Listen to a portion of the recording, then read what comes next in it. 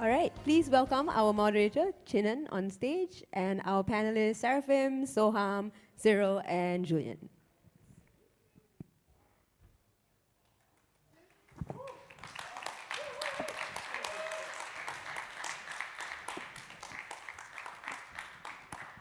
Let's close this one. Let's do it. All right, good evening, everyone. Always talking about saving the best for the last, and really excited to have some of the people, the leaders on stage whom I respect deeply. I think there's no better there's no better way to end off today's Stablecoin Summit than to talk about something that's very much on all of our minds. And when you think about it, when you put the word institution and DeFi together, those are two things that you don't always see coming together, right? So I think today we have the right people on stage to discuss this topic. Without further ado, I would invite each one of them to give a quick 1-minute introduction of themselves. Maybe starting with you, Seraphim.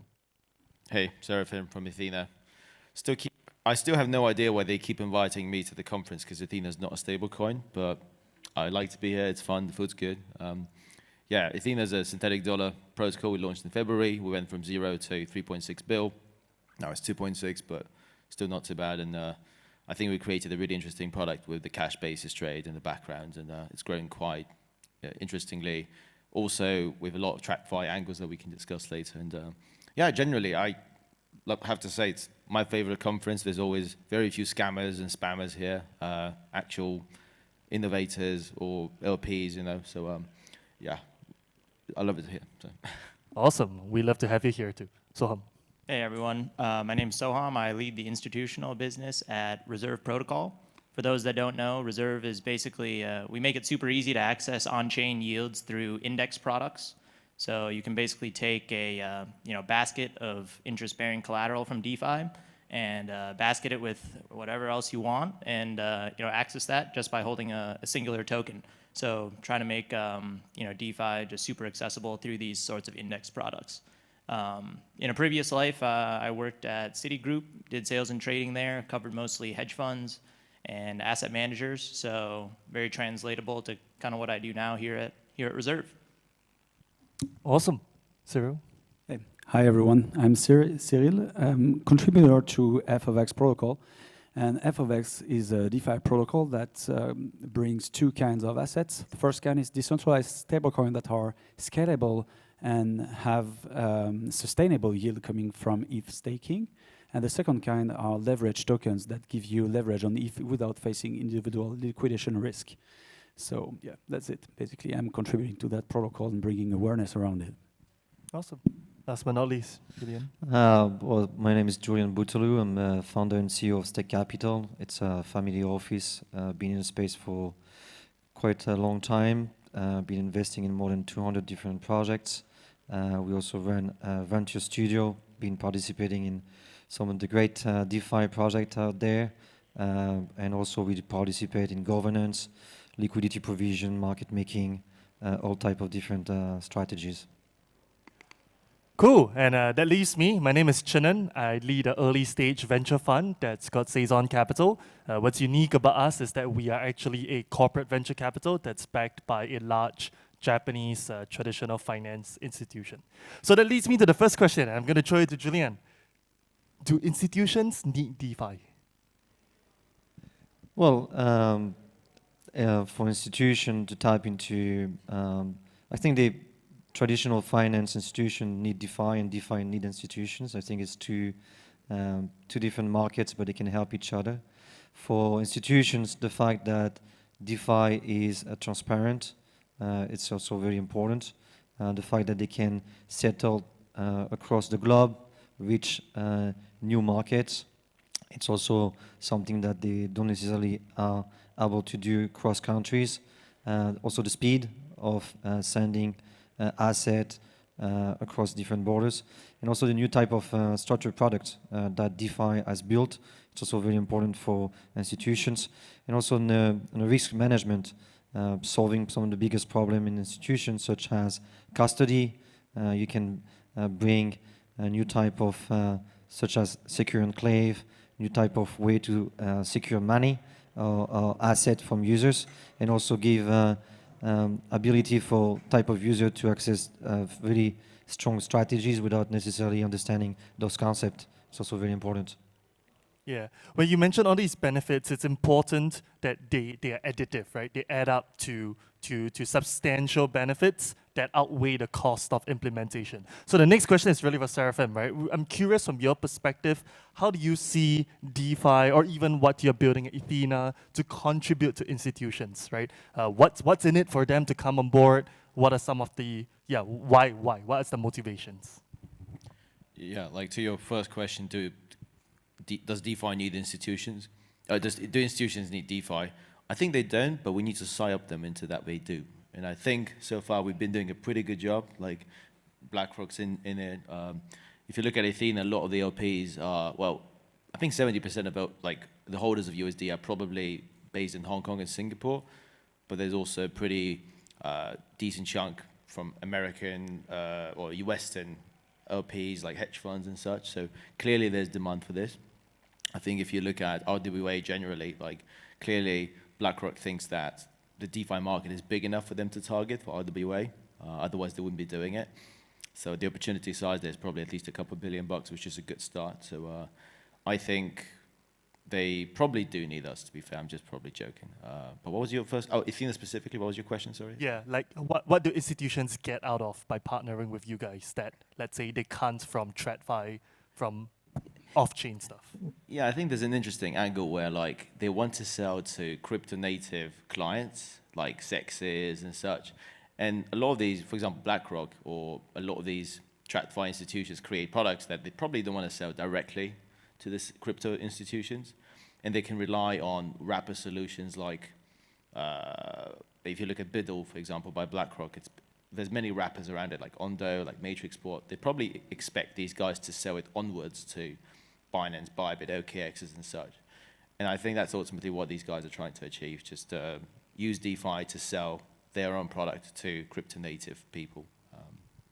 Yeah, I really like that you mentioned that BlackRock has really led the charge because they are the first large global financial institution, at least publicly, right, to really come out and embrace this, embrace DeFi. But if we take a step back from DeFi, we see stablecoins emerging as a large use case, not just with BlackRock, but across different institutions. So the next question is really for Soham, right? What are some of the use cases you're seeing in particular for stablecoins? Yeah, for sure. No, it's a really good question. I think personally it comes down to kind of two paths, and these paths probably intersect at some point, but I think they're two very different strategies, which is why I see them as two different roads. But number one is, of course, the yield. The yield in DeFi is like the most attractive thing for a lot of institutions. And so getting them enrolled and getting them understanding where the yield is coming from and things like that. I almost like think about DeFi as its own emerging market in a way. So similar to how like in traditional finance, emerging market, credit investing, if you're to do it right, it can definitely be, very lucrative. I see the same pretty much in DeFi. And so the yield is definitely number one use case. I think number two is definitely the cross-border payments. One area that I've been looking into, which I find super interesting, is this concept of like third-party payments, which is like basically intra-company payments where different business units maybe sit in different geographies and stuff like that. So the money is remaining within the same company, but it's actually just being transacted within their business units. And in the conversations that I've had, this has been like a very interesting kind of place to be, because what even non-crypto native corporates are really saying is that, look, this is awesome because I get pretty near instant settlement and I can settle on the weekends. And so like once they get a taste of that, there's just no way that they're gonna go back to what, T+2 settlement and no weekends, right? It's just like obviously the better outcome to use stablecoins. So I think both of those things, like number one, the yield, and then number two, the cross-border payments is two of the top use cases, I would say. Got it. I'm going to steal the analogy of how stablecoins is like an emerging market, because it's so true, right? There's higher yield, bigger opportunities, but of course, it carries risks. But if you're able to manage that well, then you're able to capture that opportunity. So, Cyrille, I'm going to throw you a slightly tougher question, right? A lot of the conversations around the use of stablecoins is around cost savings. Have you seen any use cases around creating incremental revenue, right? So we stopped talking about the bottom, we talk about the top, if you look at an income statement. Have you seen stablecoins help to grow revenue? Yeah, obviously, and I think there's a unique value proposition in stablecoins to harness sources of yield that you cannot find in TradFi. That's exactly what we're doing with FX protocol. For instance, we can abstract the yield from any yield-bearing asset which is volatile and make it possible to capture it while staying perfectly market neutral, so exposed to the dollar. And that's a unique value proposition because our main use case, for instance, is to harness the ETH staking yield, which is very sustainable source of yield, while being pegged to the dollar. And that's a unique value proposition that you cannot find in TradFi. And only a stablecoin can offer this. Okay, so we've spoken a lot about the positives, the benefits. Let's talk a bit about the challenges, right? Let's keep it real for many of the builders, the leaders in this room. So Julien, you come from Europe. Recently, there is MiCA. Some people call it protectionist. I'm curious on what's your view on what are some of the regulatory hurdles that's stopping institutions from embracing stablecoins? Yeah, I mean, of course, in the space we criticize a lot the regulatory framework or initiative from those institutions, but I think it's regulation is good as long as they provide a framework for innovators to innovate, right? MiCA is the first step, probably not the best. Hopefully they will try to make sure it's always getting better version after versions. In the US, if you compare, you're not allowed to do anything so far. I mean, it's kind of funny because you're not allowed to use DeFi application, but most of the users apparently they come from US. So I always wonder how this is possible. But so in Europe, we have the framework to operate as long as you try to build something in accordance of those framework. I think you should be in a very good position. Of course, it's more difficult, but you give at least an environment for innovators to keep trying to innovate. For regulators and institutions, it's quite tough to understand the risk associated. So, of course, being able to hack into a smart contract, lose money, the difficulty of providing KYC, ML, even if I believe, unfortunately, that this space is going to move. In a couple of years, we'll be talking about who's your KYC provider, who's your ML providing type of confidence into a pool of liquidity. So what we've been seeing is like projects moving. For example, here, a sponsor, Gauntlet, has been providing the business of curators, the business of providing certainty and risk management across liquidity provisions or people being able to deposit inside this liquidity. We're slowly but surely moving into that space without really realizing it. Well, in the panel, we're talking about it, we're accepting it. Before, a couple of years ago, we'll be like, no, they will never come to this market, it's too small. Well, now, guess what? Because we are chasing them, of course they need to regulate, they need to come after us. We've been seeing a lot of different news, not bad news, but also I think there's a lot of different things that is happening very well in Europe. Asia, I think, is well advanced in this market. They are way catching up innovators. Hopefully in Europe, they will not try to stop them too much, but at least they are building something. So it's our job to be compliant with them and to understand that if we work together, then we can really capture market shares and we can grow the space. Yeah. It's a bit of a catch-up game that regulators are playing, but clearly, as has been shared, there are institutions that have done this, right? So the next question is for both Cyrille and Soham. What have you seen about institutions that manage to, let's say, manage these risks and still participate in the stablecoin opportunity? What are some of the lessons? What are some of the traits? Like, tell us what you have seen, because both of you interact deeply and you have seen what has worked. Maybe we'll start with you, Soham. Yeah, for sure. I mean, I think, I can't necessarily speak to, the inner workings of, a fund, and maybe Julien can shed more light on that side of things. But what I do know is, the funds that we work with, the institutions that we work with, specifically in DeFi, they all follow pretty much like the same, I guess you could call it a best practice or a process when they're doing like due diligence on protocols and stuff like that. And so I can, share a little color on kind of what my experience there is. Like, basically, it starts out with, you have to have all the audits in place and everything, and so they ask for that right off the bat. And then as well as any other kind of like third-party risk frameworks, risk analytics, anything like that. So we partner with a company called Into the Block, which basically does, institutional grade live risk analytics on DeFi protocols. And so we always share that stuff with, any prospective fund that we're looking to work with. The next thing is like all of the funds that we work with also have their own internal due diligence team. So I think that's definitely like part of the best practice, I would say, is having that in place. And they kind of do their own independent audit. And the only thing we do is we have our engineers like helping them if in case they have any questions or anything like that. I would assume if like at that point, if we didn't pass, then like they wouldn't move on to the allocation phase. Thankfully, that hasn't happened yet. So shout out to our engineers for that. But after that, like usually they kind of scale up over time, maybe over like the course of a few weeks or a couple months or something like that. I mean, some funds just ape in their entire allocation, which is great, but others kind of tend to scale up over time. So I feel like that's kind of the process that I've seen so far. Got it.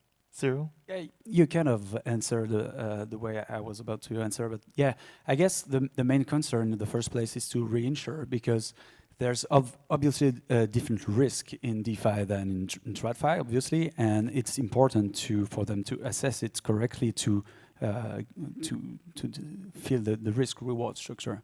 And the good thing with this DeFi is transparency, so it's easy. When it's pure DeFi, I mean, it's easy to assess the risk. Basically, there's auditing, and obviously these firms such as Into the Blocks, and there's others around, add another layer of risk mitigation on top of auditings. So I guess, yeah, the important thing is to establish contact and reinsure people being around and help them to be onboarded into the DeFi products and to assess the exact risk they're taking.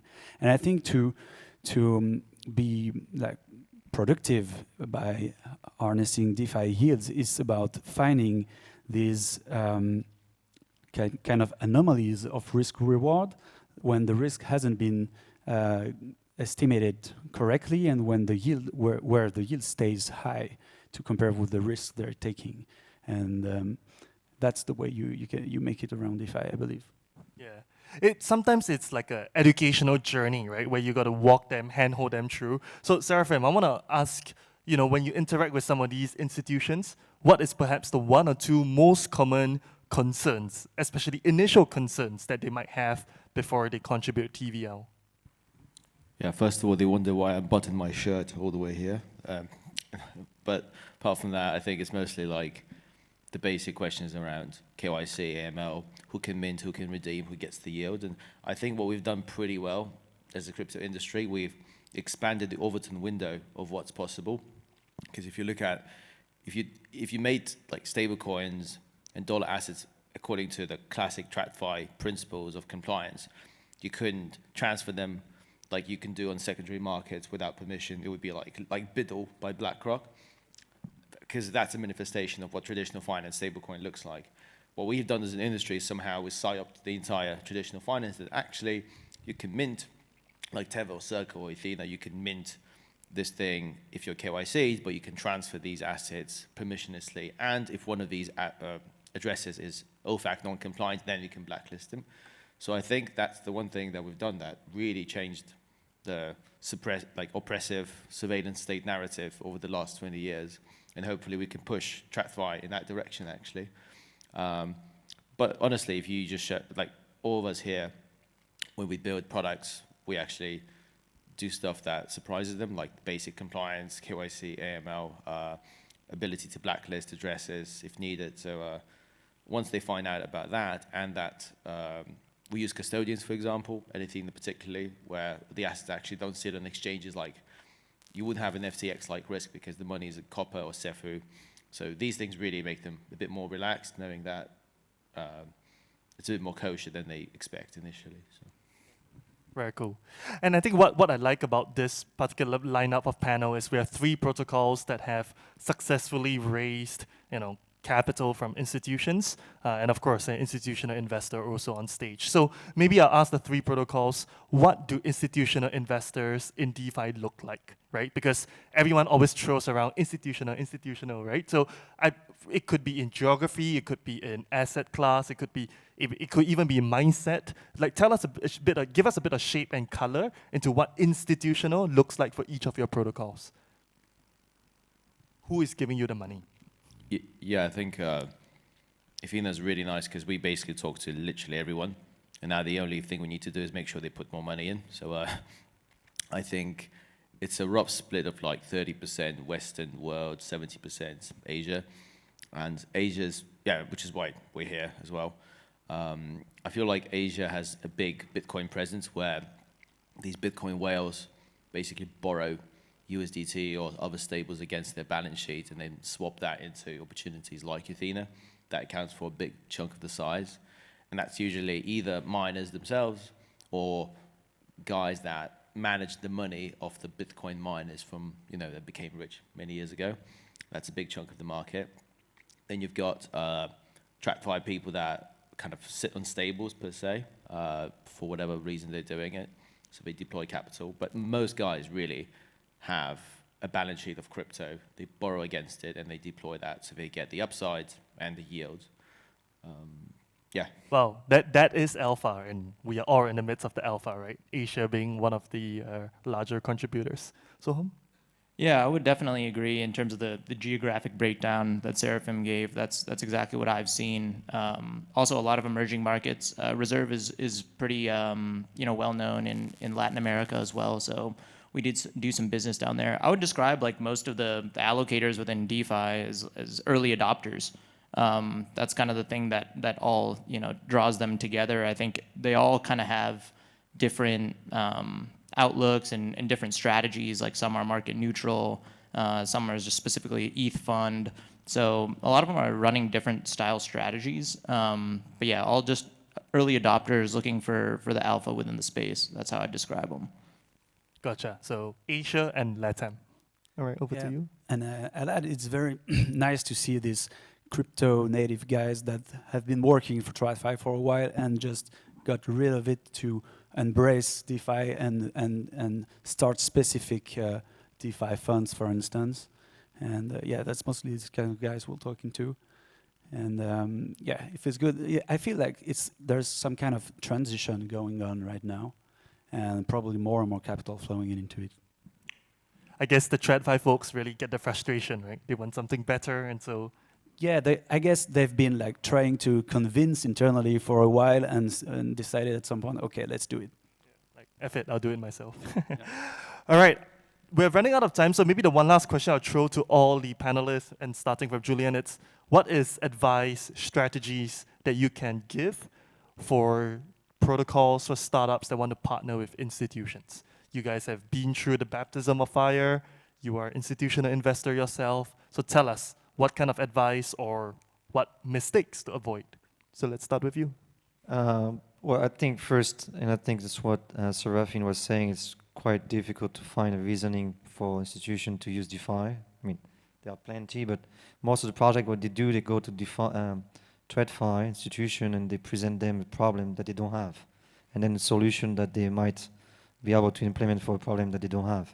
So, for example, I'm talking about lending market.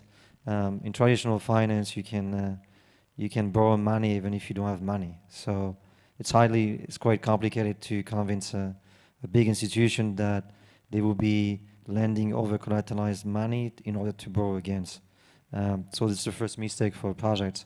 It's trying to very find the angle for the institution to be convinced that they will make either more money, that they will have a financial incentive, or it's because of speed, resolving some back office issues. I think this is very important to find the problem that they have and to really come up with a solution. Also on a custodial solution, like Mika or whatever, for institutions that are pushing users to have control of their asset, even if they use multi-collateral party or whatever to set up some limits or deposit. But still, the solution as a secure enclave and etc. It's a really good solution for them. If you're building a monitoring system to analyze transaction, like what Chain's analysis is doing, those type of different solutions is really resolving problem for them. Either you want to onboard them into DeFi, you need to solve why they are blocked to join DeFi, or you need to bring a DeFi project, a DeFi feature that is solving existing problem that they currently have, and also try to talk the language that they are used to. Don't come up with something that they degen wording, apes, memes, or whatever, because you will scare them. It's the same when TradeFi come to you and talk about TradeFi stuff, you get scared. It's the same here. If you're trying to convince them that you want to work with them, talk the same language. I think is the first effort that you can do easily, and then find a problem and come up with a solution to their problem. I like that. Speak the same language. Cyrille? Yeah, I'd say stick to your values. And in our case, our values are decentralization and trustlessness. It's probably not the easiest path to convince institution, obviously, because, as I said, I think there's some kind of transition happening right now, and they kind of still stick to what they're used to, which is trusting someone, some entities. That's why the most successful projects in the early days are kind of CDFI projects that contribute in bringing awareness around DeFi, and that's really cool. But at some point, when they realize that they don't need to trust any entity, that's a huge paradigm shift we're building here. And I'm pretty proud to say we're enabled to onboard institutional money into totally decentralized protocol, which doesn't need any trust in any entity because it's 100% on-chain. So yeah, that's what I want to say. Stick to your core values and build with long-term objectives. Cool. So. Yeah, absolutely. I think I completely agree with what you guys have said. I think, one thing that in my previous life in TradFi, they used to say all the time that I don't really hear much in DeFi is, quote, it's a relationship business. That was what everyone used to say. And I think we've kind of taken that at Reserve and used it within our kind of institutional strategy. And that would be my biggest recommendation is like try to actually build long-term relationships with these capital allocators. And it can be done through like a lot of different ways, like obviously coming here and coming to conferences like stuff and meeting them in person. But like the number one thing that they care about is if you can generate them some alpha and share with them opportunities. So number one, kind of like what Julien was saying, like really focus on understanding what their needs are, what their issues are, what kind of strategies they're interested in. Because if you just go and start immediately pitching whatever you have without really having like a fundamental understanding of what they're looking for, it's just kind of a waste of everyone's time. It's not likely to work.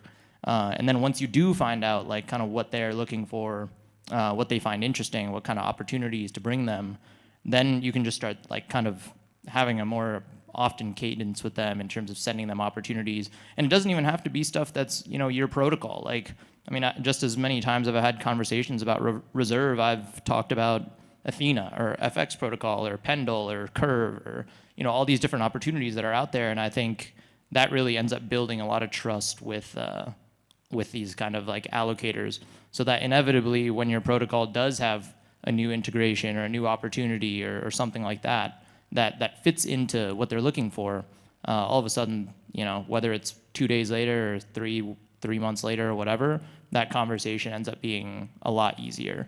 So that's what I would say. Yeah. Yeah. I would just add on, 100% agree with everything Soham has said. Give them alpha, but don't lose their money, right? Yeah. Very important piece. All right, take us home, Seraphim. Yeah, I think with TradFi, they care about very specific things, which is yield. But I think what's really important is that to recognize that we have extremely strong culture. We shouldn't lose it.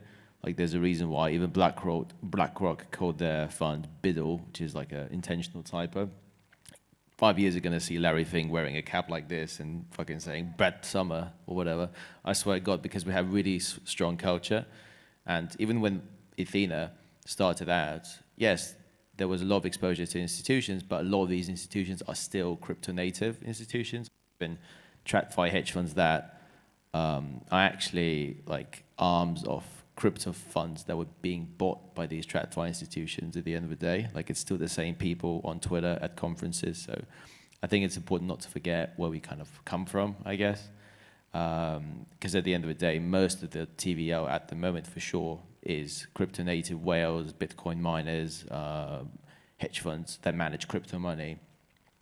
So yeah, and if you don't cater to these guys in the first place, you'll be catering to the raw TradFi, which is barely any TVL, and if you don't have any growth, you're not going to be relevant. So yeah, don't forget where we come from. You know what I mean? So.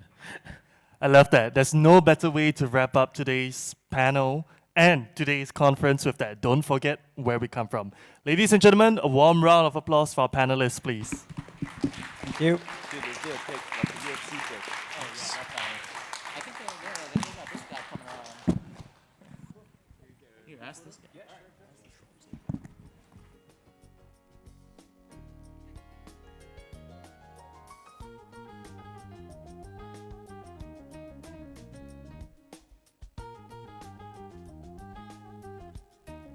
All right, a huge thank you to our panelists and Chinan for moderating. And now I'm going to hand the mic over to Wayne, our host from Extracts, for some closing words.